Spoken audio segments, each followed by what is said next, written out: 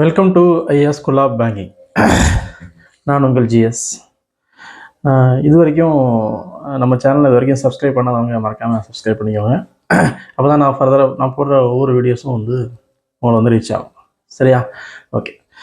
So இன்றைக்கி பார்த்திங்க அப்படின்னா சென்ட்ரல் பேங்க் ஆஃப் இந்தியா, அதாவது ஒரு கவர்மெண்ட் பேங்க்கான பப்ளிக் செக்டர் பேங்க்கான சென்ட்ரல் பேங்க் ஆஃப் இந்தியாவிலேருந்து credit officers in JMG scale 1, அதாவது கிரெடிட் ஆஃபீஸர், அது இது வரைக்கும் நார்மலாக ப்ரொஃபஷனல் ஆஃபீஸர்ஸ் அப்படி தான் கால்ஃபர் பண்ணுவாங்க டைரெக்டாக. ஐபிபிஎஸ்சில் பிபிஓ அண்டு ஐபிபிஎஸ் கிளரிக்கலில் ஜூனியர் அசிஸ்டன்ட் தான் கால்ஃபர் பண்ணுவாங்க.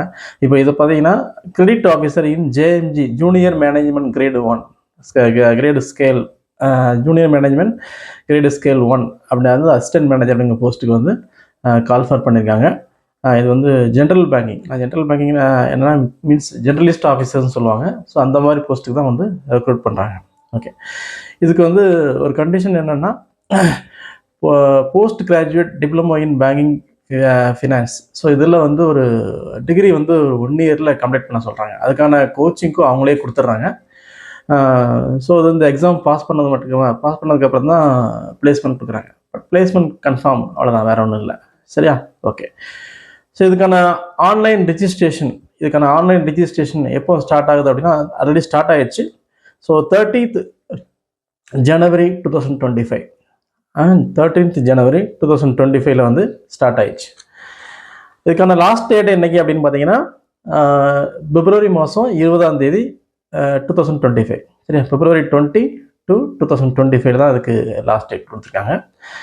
இதுக்கு டேட் ஆஃப் எக்ஸாமினேஷன் எப்போ அப்படிங்கிறத லேட்டாக இன்ஃபார்ம் பண்ணுறோம் அப்படின்னு சொல்லியிருக்காங்க. ஸோ இப்போ நோட்டிஃபிகேஷனில் அவங்க சொல்லலை, லேட்டாக இன்ஃபார்ம் பண்ணுறோன்ட்ருக்காங்க. ஸோ இதுக்கான வேகன்சி என்னென்னு பார்த்தீங்கன்னா 1000 வேகன்சி. இதுக்கான வேகன்சி 1000 வேகன்சிஸ் கொடுத்துருக்காங்க.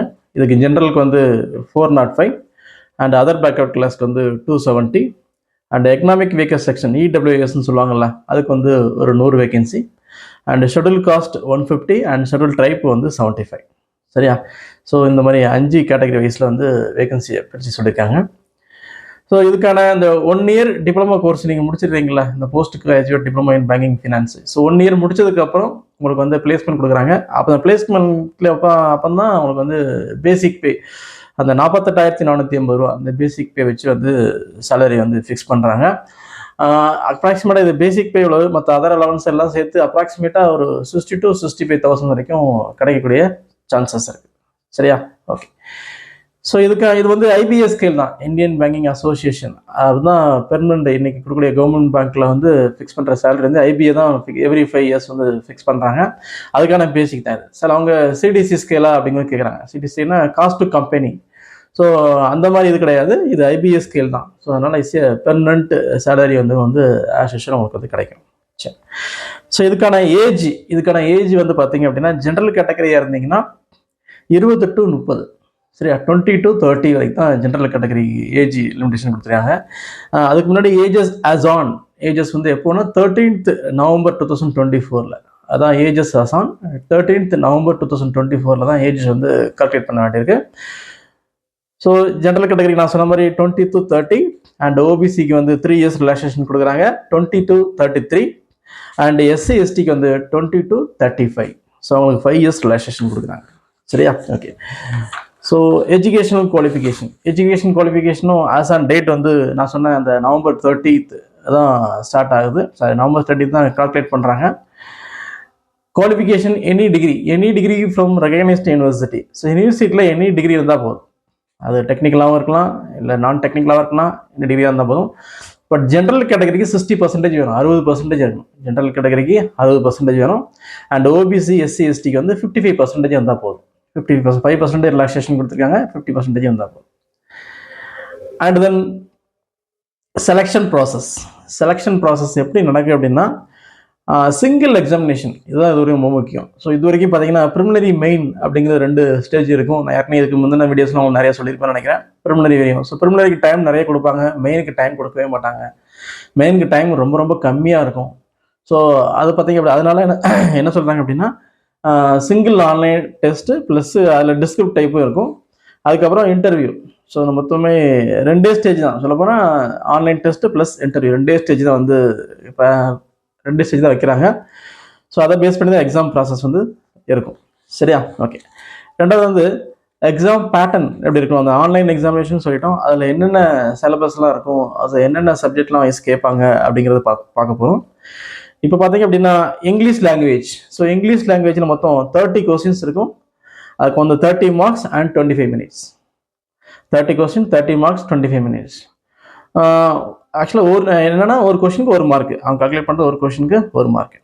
அப்புறம் குவான்டிட்டி ஆப்டிடியூட், அரித்மெட்டிக்னு சொல்லக்கூடிய அந்த குவான்டிட்டி ஆப்டிடியூட்ல 30 questions and 30 marks and 25 minutes. So இது சேம் தான். ரீசனிங் எபிலிட்டி அதே மாதிரி தான் 30 question 30 marks and 25 minutes. And then general awareness, இதில் வந்து பார்த்தீங்க அப்படின்னா related to banking industry. So banking அவேர்னஸும் சேர்ந்து மிக்ஸ் ஆகிருக்கும், ஃபினான்ஷியல் அவேர்னஸஸ் கூட மிக்ஸ் ஆகிருக்கலாம் அப்படிங்கிற கான்செப்டில் தான் அவங்க சொல்கிறாங்க. ஸோ அதனால் ஜென்ரல் அவேர்னஸ் இதுவும் அதே மாதிரி தான் 30 கொஸ்டின்ஸ் 30 மார்க்ஸ் அண்ட் 15 மினிட்ஸ். இது டோட்டலாக பார்த்தீங்கன்னா இந்த 4 சப்ஜெக்ட்லேருந்து சேர்த்து பார்க்கும்போது 120 கொஸ்டின்ஸ் வருது, 120 மார்க்ஸ் அண்ட் 90 மினிட்ஸ், 1.5 மணி நேரம் எக்ஸாம். சரியா? 90 மினிட்ஸ். இது நார்மலாக கேட்கக்கூடிய இந்த பிஓ எக்ஸாம்ஸோடைய கொஸ்டின்ஸ் கொஞ்சம் ஈஸியாக தான் இருக்கும் அப்படிங்கிறது இது வரைக்கும் நடந்த அந்த எக்ஸாம்ஸில் சொல்லியிருக்காங்க. ஸ்பெஷலிஸ்ட் கேட்டகரியில் கால்ஃபார் பண்ணுற மாதிரி இதை கால்ஃபார் பண்ணியிருக்காங்க. நார்மலாக ஐபிபிஎஸ் பிஓட தான் கால்ஃபார் பண்ணுவாங்களா, இது மாதிரி தனியாக கால்ஃபார் பண்ணுறதுனால ஸ்பெஷலிஸ்ட் கேட்டகரின்னு சொல்கிறேன். இது நார்மலாக இது வரைக்கும் அந்த அளவுக்கு டஃப்பாக இருக்காது, ஓரளவு ஈஸியாக தான் இருக்கும் அப்படிங்கிற மாதிரி கான்செப்டில் இருக்குன்னு எதிர்பார்க்கலாம். ஓகே. இதுக்கப்புறம் இந்த 4 இது டெஸ்ட், ஆன்லைன் டெஸ்ட், இது எல்லாமே அப்ஜெக்டிவ் டைப். இது எல்லாமே அப்ஜெக்டிவ் டைப் முடிஞ்சதுக்கப்புறம் டிஸ்கிரிப்ட் டைப் வர்றாங்க. Descriptive letter writing and SA descriptive அப்படின்னு கொடுத்துட்டு ஒரு 2 கொஸ்டின்ஸ் கொடுக்குறாங்க. மொத்தம் 30 மார்க்ஸ் அண்ட் 30 மினிட்ஸ். மொத்தம் 2 கொஸ்டின். அந்த 2 கொஸ்டின் எப்படி இருக்கும் அப்படின்னு பார்த்தீங்க அப்படின்னா, ஸோ நார்மலாக இது இந்த டெய்லி பேப்பர் ரீட் பண்ணுறது இல்லை ஜென்ரலாக வந்து உங்களுடைய ஐடியா மினிமம் பேங்கிங் ரிலேட்டடாக தான் அந்த கொஸ்டின்ஸ் இருக்கிற மாதிரி இருக்கும், இல்லை கரண்ட் அஃபேர்ஸ் பேஸ் பண்ணி கூட அந்த கொஸ்டின்ஸ் இருக்கலாம். பட் நம்மளுடைய என்ன சொல்கிறது, நம்ம சிந்தனை திறன், அதாவது நம்மளுடைய எந்த அளவுக்கு யோசிக்கிறோம், எந்த அளவுக்கு நம்ம வந்து இதை பற்றி அப்டேட் நாலேஜாக இருக்கணும் அப்படிங்கிற தெரியறதுக்காண்டி அந்த டிஸ்கிரிப்ட் டைப் வைக்கிறாங்க. இது மொத்தம் 1/2 hour 2 கொஸ்டின்ஸ், ஸோ 13 மார்க்ஸ் வச்சுக்கிறாங்க. சரியா? ஓகே. இதில் முக்கியமான விஷயம் என்னென்னா, there is no negative mark. இது ஏன் நான் அப்படி சொல்கிறேன் அப்படின்னா, இது வரைக்கும் எல்லா எக்ஸாம்ஸ்லையும் பார்த்தீங்கன்னா ஈவன் அது பேங்க் சென்ட்ரல் கவர்மெண்ட் எக்ஸாம்ஸ் எல்லாத்துலேயுமே பார்த்தீங்கன்னா நெகட்டிவ் மார்க் கம்பல்சரியாக 1/4 நெகட்டிவ் வச்சுருப்பாங்க. நார்மலாக வந்து ஒரு கொஸ்டின் கரெக்டாக ஒரு மார்க் அப்படின்னா நெகட்டிவ் வந்து 0.25 வச்சுருப்பாங்க. ஆனால் இதில் வந்து நெகட்டிவ் மார்க்கே கிடையாதுன்னு சொல்லியிருக்காங்க. இது வரைக்கும் டிஎன்பிசி அந்த ஸ்டேட் கவர்மெண்ட் எக்ஸாம் அந்த இது எஸ்எஸ்சியில் கூட வச்சுருப்பாங்க. இந்த மாதிரி எக்ஸாம்ஸில் மட்டும்தான் நெகட்டிவ் கிடையாது அப்படின்னு கொடுத்துருப்பாங்க. ஸோ அதே மாதிரி இந்த டயத்தில் வந்து இந்த எக்ஸாம்ஸ்லேயும் நெகட்டிவ் கிடையாது. இது ரொம்ப ரொம்ப இம்பார்ட்டன்ட் பாயிண்ட். ரெண்டாவது, அடுத்த ஸ்டேஜ் எக்ஸாம் முடிஞ்சிச்சு, அதுக்கு அடுத்த ஸ்டேஜுக்கு போகிறோம். அடுத்த ஸ்டேஜுக்கு போகும்போது பார்த்தீங்கன்னா இன்டர்வியூன்னு ஒரு ஸ்டேஜ் வச்சுருக்காங்க. இந்த இன்டர்வியூவில் வந்து ஜென்ரல் இடபிள்யூஎஸ் இவங்களுக்கு வந்து மினிமம் 50% எடுத்துக்கணுங்கிறாங்க. அந்த இன்டர்வியூவில் மார்க் சொல்கிறேன், மினிமம் 50% வந்து எடுத்துக்கணும் அப்படிங்கிறாங்க. அதுமாதிரி ஓபிசி எஸ்சி எஸ்டி அவங்க ரிசர்வேஷன் கேட்டகரினால அவங்களுக்கு 45% எடுத்தால் போதும். 45% ரிலாக்ஸேஷன் கொடுத்துருக்காங்க, 5% ரிலாக்ஸேஷன் கொடுத்துருக்காங்க. ஸோ 45% எடுத்தால் போதும் அப்படிங்கிறது கொடுத்துருக்காங்க. ஸோ அந்த post graduate diploma banking and ஃபினான்ஸ்ன்னு இருக்குல்ல, ஸோ இந்த டிகிரி கோர்ஸுக்கு வந்து 1 இயருக்கு அவங்களே கோச்சிங் கொடுக்குறாங்க. அவங்களுக்கு போர்டு அண்ட் அக்காமடேஷன் எல்லாமே கொடுத்துட்றாங்க, போர்டிங் அண்ட் அக்காமடேஷன் கொடுத்துட்றாங்க. ஸோ இந்த 1 இயர் கோர்ஸில் வந்து நான் பார்த்தீங்கன்னா 9 month வந்து கிளாஸ் ரூம் ட்ரைனிங், 9 மாதம். சரியா? 9 மாதம் வந்து கிளாஸ் ரூம் ட்ரைனிங் கொடுக்குறாங்க.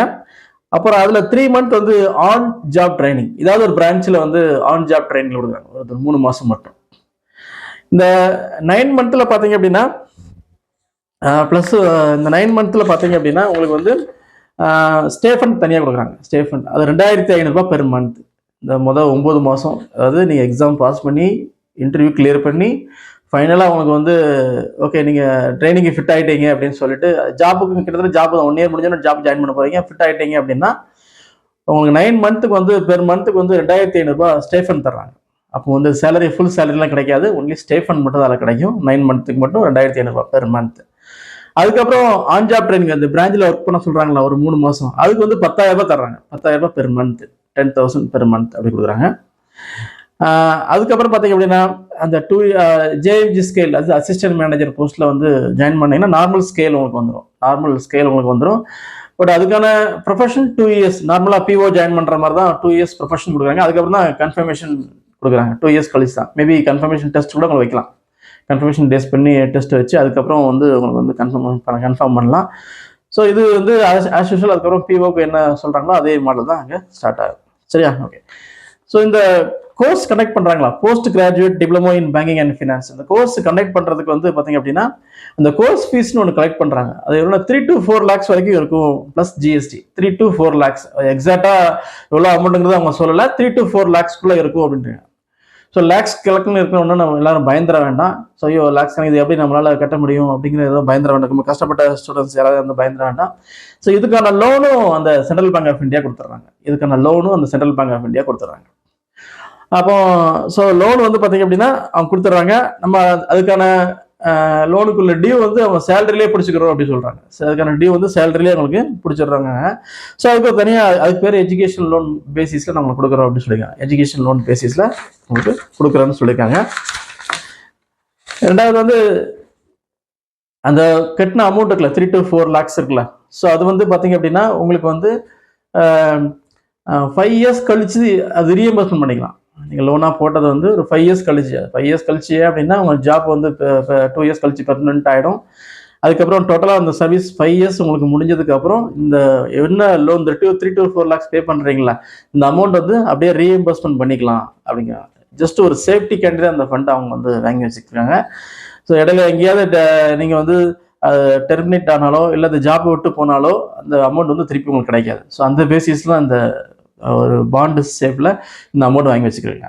சரியா? ஓகே. இதுக்கான கோர்ஸ் ஃபீஸ் இந்த எக்ஸாம்ஸ்க்கு அப்ளை பண்ணக்கூடிய ஆன்லைனில் அப்ளை பண்ணக்கூடிய கோர்ஸ் ஃபீஸ் பார்த்தீங்க அப்படின்னா ஜென்ரல் அண்ட் ஓபிசி கேட்டகரி வந்து ருபீஸ் 750. சரி, 750 ரூபாய். ஜென்ரல் அண்ட் ஓபிசிக்கு வந்து 750 கொடுத்துறாங்க.